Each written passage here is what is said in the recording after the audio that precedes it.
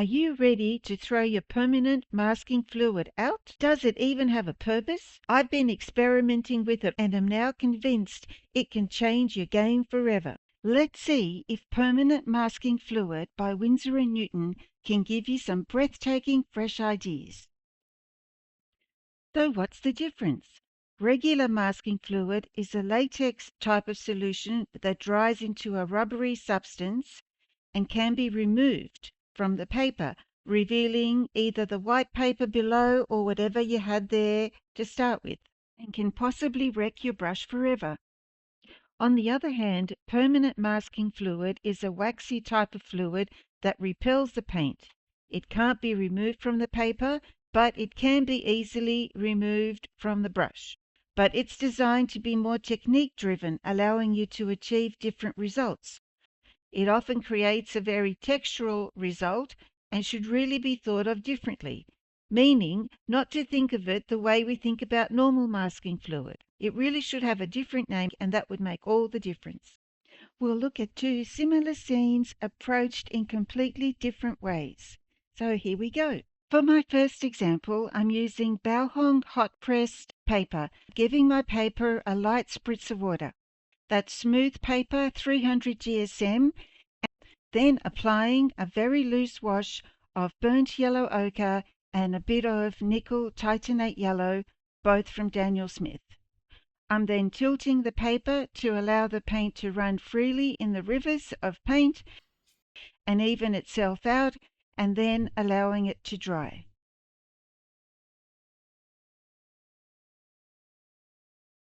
My light wash is dry now, and it's time for the permanent masking fluid.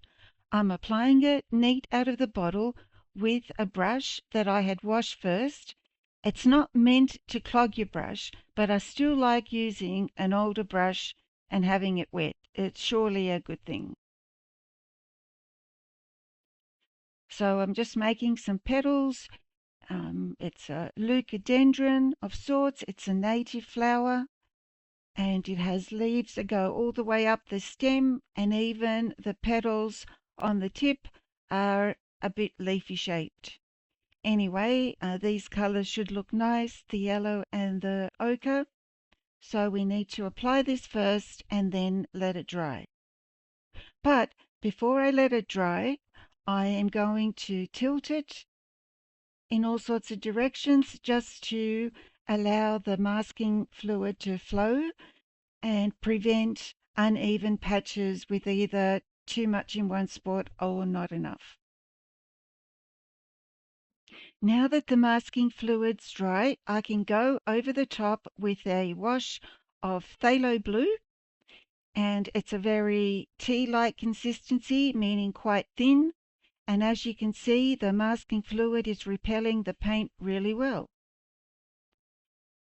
So I just need to get to the end, and then you'll see as I decide to apply more paint, the more paint I apply and the more times I go over the same spot, the less the masking fluid is going to repel. But this is all part of the experiment.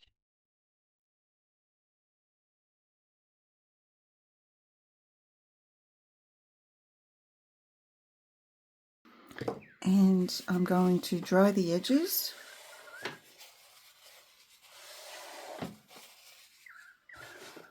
While this is still wet, we can selectively lift some petals. For the wash, I used a number 3 Polina Bright mop brush and just started lifting with the same brush. That's all good and well, but I think I'm going to change over to a little flat brush which will make the lifting easier. It's a number 9 flat brush, but any flat brush approximately this size will do. When you're lifting with a flat brush, you need to start with one corner of the flat of the brush and press down, and then the rest of the bristles are going to do the rest of the work. So you press down with the one corner first, and then you can see that the rest of the bristles are all going to follow suit. If you only had a round brush to do the same job. All the bristles are in one spot, so they don't do much. It's just like a shaving razor with several 4 or 5 blades for a cleaner shave. You know what I mean. For best results, you need a clean, thirsty brush, and that is just like having a little drink, getting the taste of it, and wanting more. The brush is the same. And then, when I'm making some leaves, I'll start with the point and then the belly as I press down, and then finish off with the opposite corner of the brush to reveal the tip. And we'll be doing some of these as well.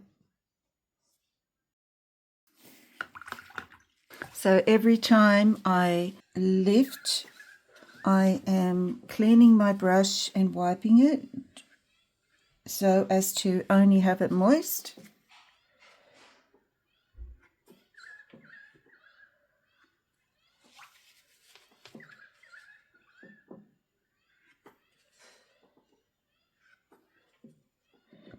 And I rather like that.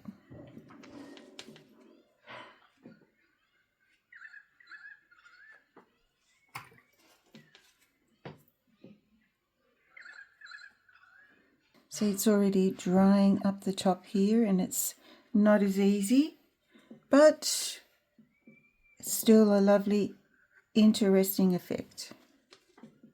Next thing I'm going to do is add a little bit of the burnt yellow ochre to the phthalo blue.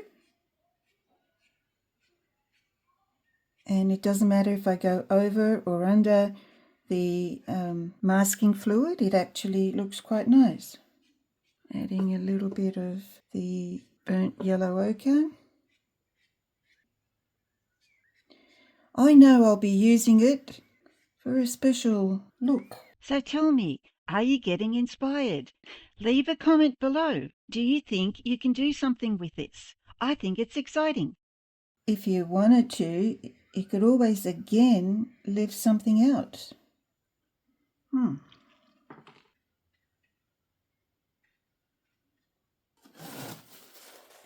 And maybe just over here, let's put in a little petal.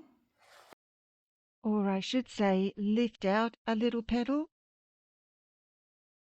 And add a few brown centers. And what if I added a little tiny bit of salt to those center bits? Let's just see what happens. So the salt has dried and I've removed it, and yeah, there's a little bit of texture in the center bit of the flower.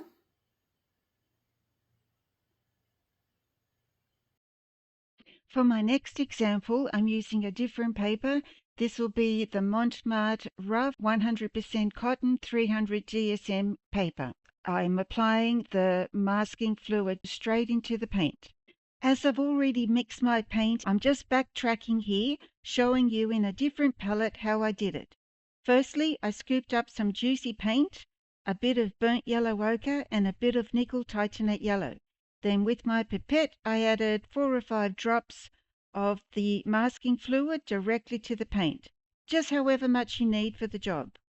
Then I need to mix it in to the paint, and this essentially gives us a waxy paint. And now we're ready to go.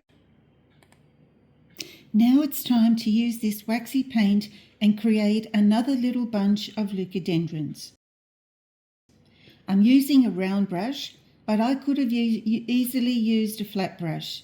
It's just that I've been swapping and changing all week, and yes, well, anyway, look, both work well enough for this exercise. And I also need to mix some pretty manganese blue with my nickel titanate yellow for a soft green and for the lower leaves.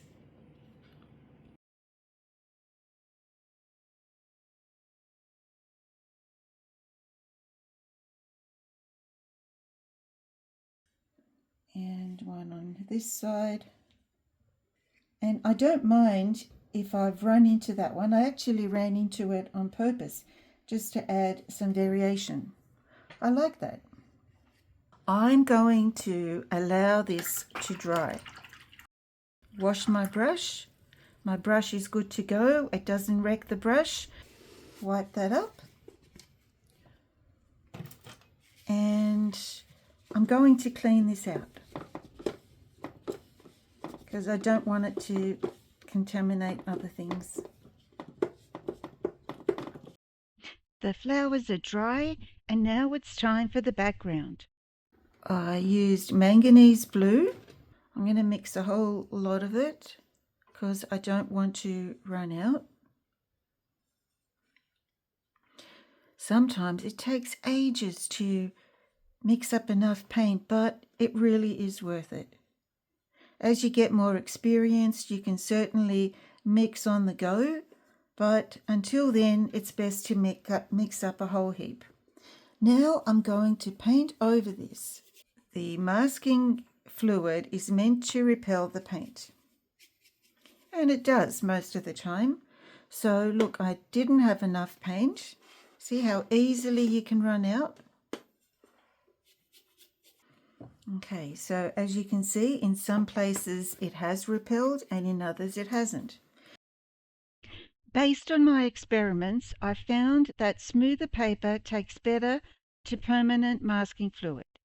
In this example, we're using rough paper, which obviously is more textured, therefore the bumps and dips in the texture also contribute to the, non-adhesion of the masking fluid. But we're going to tackle it differently, and it'll be another great exercise, so stay tuned. Let's make it a little bit more interesting. Just want to take a little bit more of the manganese blue. I'm going to add some ultramarine blue just to make it a little bit darker, and a little bit of the burnt yellow ochre that I used before. This is giving me a bit of a black type of color, you could call it, but I'm just going to put in some little bits behind here, like that. And now to make it a little bit darker still, I'm using a number 3 Paulina Bright mop brush.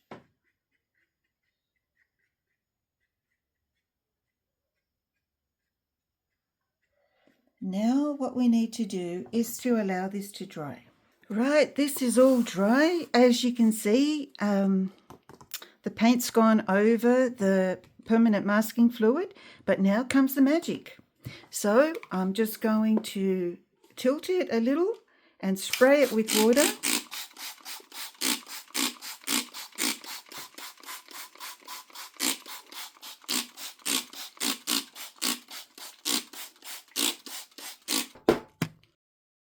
There you go. By spraying it, you can expose as little or as much as you like.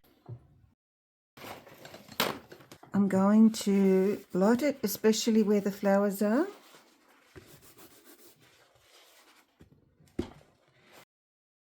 And then come in with a little bit more paint. Because my paper is still wet, or at least very damp, I need to come in with some very creamy paint, some creamy manganese blue. It actually feels really good painting on the damp paper. The paint goes on effortlessly, and if some gets on the masking, it can easily be removed. Painting the negative spaces between the leaves is really easy too. You've got to try this. I just realized that I forgot to mention that this small brush that I'm using is a Princeton Neptune Velvet Touch round brush size 3, and it's delightful, really nice to use. I love experimenting. Every time I play, I find something new, and I encourage you to do the same. It also takes the pressure off having to create something. A discovery may be even more exciting, as it can inspire you for more than a single painting. I've had permanent masking fluid on the back shelf for years, and then I thought it must be good for something. I'm positive I've only just touched the surface, and I can see that it can make life easier. And I'm not saying go out and buy some if you don't have anything special in mind. But if you have some lying around, unscrew that top and get stuck into it. You may be pleasantly surprised. This medium gives you a lot of flexibility to cover or not to cover. So the fact that it doesn't repel paint completely is a bonus. So when you know this, you start thinking of ideas. Where would I put some paint and then want to take some paint away and then add some paint? Well, there's lots of scenarios. So the very next thing I'm going to do in this one is add some paint. Going to put some little shadows in. So with a little bit of the burnt yellow ochre, a little bit of the ultramarine blue. Let's see where we can put some little shadows in. Or we can put in a little center bit.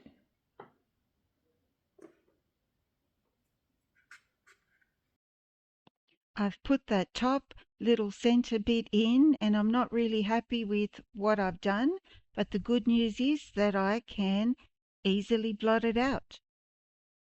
Even though the paint is easy to remove by just brushing a little bit of water on and then blotting out, the paint also adheres well. I know it's ironic, but it works. So why not?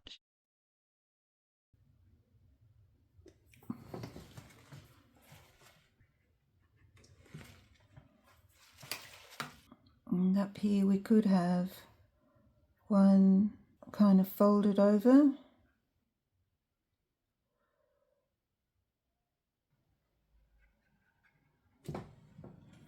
No, don't like that. I'll just rub it out. That's a bit of water there, and I'm just going to blot it off.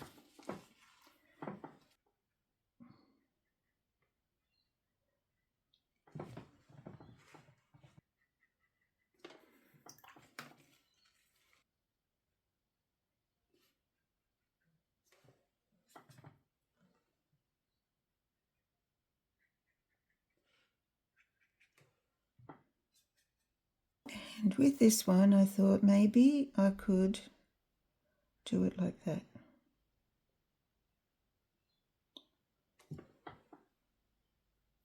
And a little bit darker in there. But the point is, you can paint over the top and you can erase when you want to.